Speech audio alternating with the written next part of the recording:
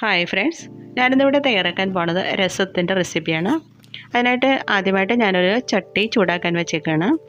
അതിലേക്ക് ഞാനൊരു 2 ടീസ്പൂണോളം വെളിച്ചെണ്ണ ഒഴിച്ചു കൊടുക്കും.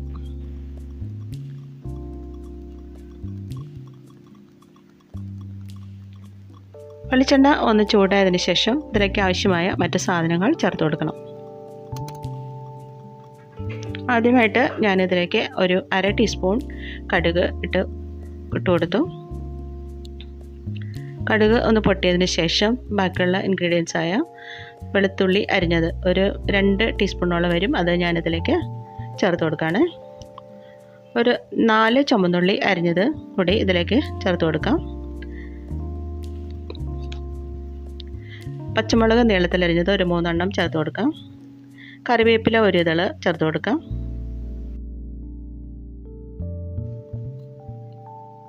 1 ടീസ്പൂൺ ഉപ്പ് ഇതിലേക്ക് ചേർത്ത് കൊടുക്കാം. 1 ടീസ്പൂൺ മഞ്ഞൾപ്പൊടി ചേർത്ത് കൊടുക്കാം.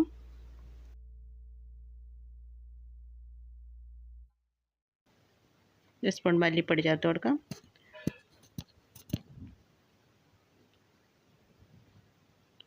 കുരുമുളക് പൊടിച്ച പൊടി 1 ടീസ്പൂൺ ചേർത്ത് കൊടുക്കാം.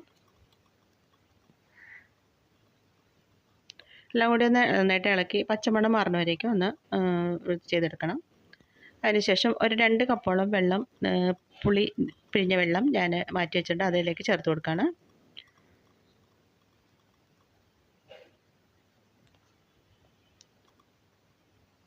ഒന്ന് തിളച്ച് കഴിയുമ്പോഴത്തേക്കും അരിഞ്ഞ് മാറ്റി വെച്ചിരിക്കുന്ന തക്കാളി ഇതിലേക്ക് ചേർത്ത് കൊടുക്കാം.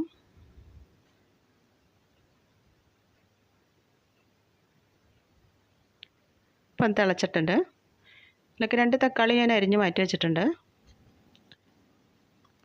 ഞാനത് ഇതിലേക്ക് ചേർത്ത് കൊടുക്കുകയാണ്.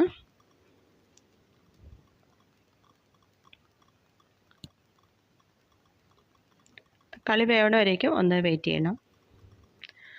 1 ടീസ്പൂൺ ഉലുവ പൊടിച്ച പൊടിയും 1 ടീസ്പൂൺ കായപ്പൊടിയും കൂടി ഇതിലേക്ക് ചേർത്ത് കൊടുക്കാനുണ്ട്. ചേർത്ത് കൊടുത്തു. തക്കാളി നന്നായിട്ട് തിളച്ച് വെന്ത് കിട്ടണം, അതുവരേക്കും ഒന്ന് വെയിറ്റ് ചെയ്യാം.